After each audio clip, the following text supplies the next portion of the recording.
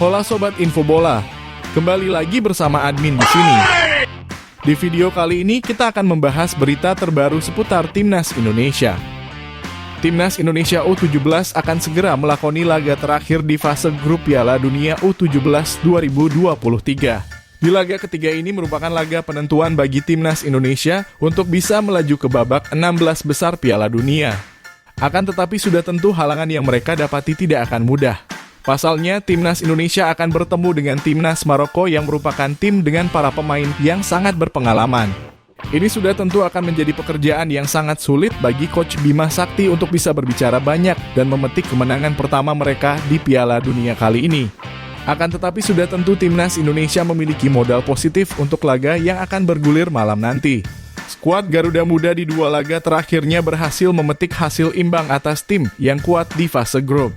Sehingga sudah tentu moral para pemain masih dalam kondisi yang prima dan siap untuk bisa berjuang demi kemenangan perdana mereka di Piala Dunia U17 Indonesia 2023. Dan berikut ini merupakan perkiraan susunan pemain Timnas Indonesia U17 asuhan Coach Bima Sakti dalam laga kedua melawan Timnas Maroko di fase grup Piala Dunia U17 2023. Pada laga nanti Coach Bima Sakti berkemungkinan akan menggunakan kembali formasi dengan memasang 4 pemain belakang, 3 pemain gelandang, dan juga 3 pemain penyerang. Dengan posisi penjaga gawang akan diisi oleh Ikram Al-Ghifari. Pada debutnya di Piala Dunia kali ini, Ikram berhasil tampil sangat apik dan bisa melakukan 6 kali penyelamatan gawang bagi Timnas Indonesia. Pada laga melawan Timnas Panama kemarin, Ikram dapat menjadi sosok penjaga gawang modern yang mampu melihat situasi secara keseluruhan di dalam lapangan. Ikram berhasil menampilkan permainan yang sangat baik dan selalu menjadi pemain yang membangun serangan dari bawah. Sehingga pada laga nanti malam melawan Timnas Maroko, Ikram berkemungkinan besar akan kembali diberikan kepercayaan untuk bisa menjaga mistar gawang Timnas Indonesia. Sedangkan untuk posisi bek tengah, sudah tentu nama sang kapten Timnas Indonesia, yaitu Iqbal Gwijangga akan menjadi nama yang tidak tergantikan di dalam skuad. Selain itu juga terdapat nama pemain PSM Makassar, yaitu Sultan Zaki. Kedua pemain ini sangatlah memiliki peran yang penting pada laga pertama kemarin. Sultan Zaki dan Iqbal Gwijangga dapat menunjukkan performanya yang memang terbukti dapat bersaing di dalam kompetisi tingkat internasional. Ketenangannya dalam mengatur serangan dan penguasaan bola setidaknya dapat membantu Timnas Indonesia membangun serangan matang dan menciptakan keunggulan. Kedua pemain ini sangatlah layak untuk bisa mendapatkan 90 menit kedua mereka berseragam merah putih pada laga terakhir nanti melawan Timnas Maroko. Rizjar Nurfiat, pemain asal Borneo FC pada laga kemarin melawan Timnas Ekuador tampil cukup mengesan sebagai pemain bertahan yang berada di sektor sayap kanan. Rizjar Nurfiat mampu menunjukkan kebolehannya di dalam lapangan dengan bisa tampil percaya diri setelah dirinya masuk sebagai pemain pengganti di babak pertama. Pemain asal Borneo FC tersebut mampu menjadi sosok pemain bertahan yang dapat mengeksplor sisi sayap kanan hingga penyerangan. Sudah tentu pada laga kedua nanti Rizjar Nurfiat sangat layak untuk mendapatkan jam terbang lebih bersama Timnas Indonesia. Karena seperti yang kita tahu bahwa sang pemain juga merupakan salah satu anak asuh Coach Bima Sakti yang membawa Timnas Indonesia menjuarai Piala AFF golongan umur.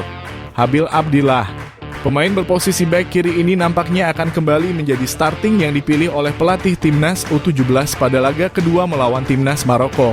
Performanya yang apik di dalam lapangan dan memiliki insting gol menjadi salah satu kelebihan yang dia miliki. Akan tetapi kemahirannya di dalam lini pertahanan juga wajib diapresiasi. Pada pagelaran Piala AFF di tahun lalu, Habil menjadi salah satu nama pemain yang selalu dipasang oleh Coach Bima Sakti sepanjang kompetisi. Sehingga tidak menutup kemungkinan perannya di dalam membantu lini pertahanan Timnas Indonesia akan terus berlanjut hingga laga ketiga Piala Dunia nanti melawan Timnas Maroko. Wilberlio Scott De Halim, pemain diaspora asal Liga Brasil tampil sangat mengesankan selama 90 menit jalannya pertandingan debutnya bersama Timnas Indonesia. Wilber berhasil menjadi sosok pemain yang sangat aktif dan mampu membaca arah jalannya bola. Sehingga Wilber dalam pertandingan pertamanya mampu memprediksi aliran bola dari lawan dan melakukan langkah preventif sebelum memberikan situasi berbahaya bagi Timnas Indonesia. Akan tetapi pada laga pertamanya kemarin, nampaknya Wilberlio Scott De Halim tidak terlalu cocok dengan posisinya sebagai pemain sayap bertahan. Hal ini disebabkan karena dirinya merupakan sosok pemain yang memiliki ketenangan dan dapat memberikan aliran bola yang sangat baik kepada rekan setimnya di lini penyerangan. Sehingga pada laga ketiga nanti melawan timnas Maroko, Welber kemungkinan akan berperan sebagai gelandang bertahan sebagaimana Ivar Jenner yang juga memiliki posisi serupa di timnas senior. Dengan memasangnya sebagai pemain gelandang, Welber bisa lebih luas untuk mengeksplorasi kreativitasnya di dalam lapangan dan menjadi salah satu kunci dari penyerangan timnas Indonesia. Vigo Dennis, pemain asal Persija Jakarta berkemungkinan akan kembali digunakan oleh Coach Bima Sakti pada laga ketiga melawan timnas Maroko. Pada laga kemarin, Vigo Dennis tampil cukup solid di dalam lapangan dan bisa menguasai posisinya di lini tengah permainan.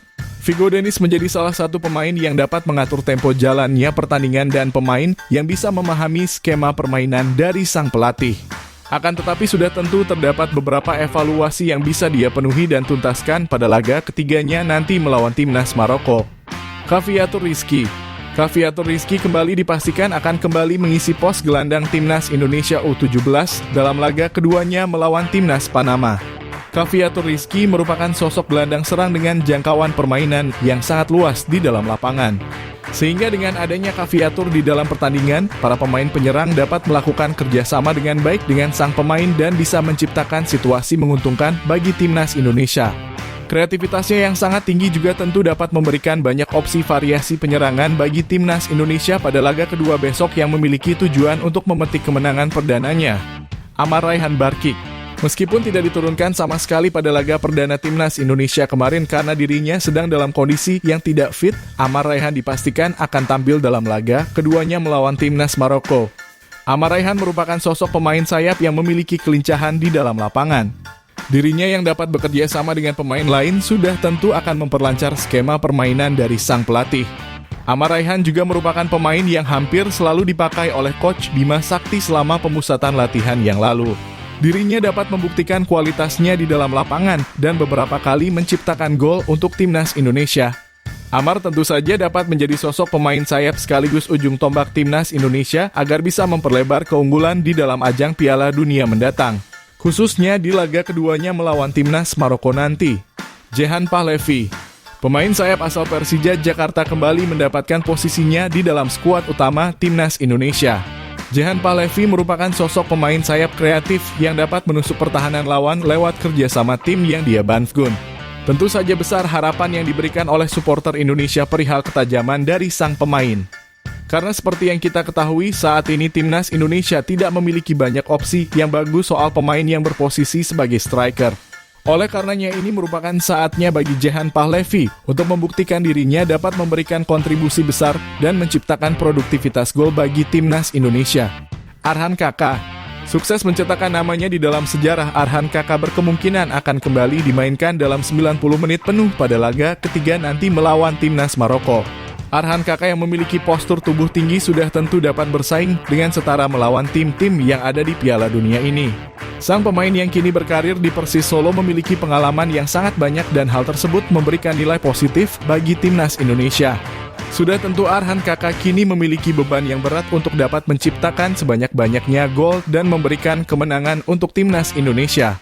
Akan tetapi jika dirinya berhasil menjawab tantangan tersebut, bukan tidak mungkin dirinya akan mendapatkan promosi di timnas Indonesia.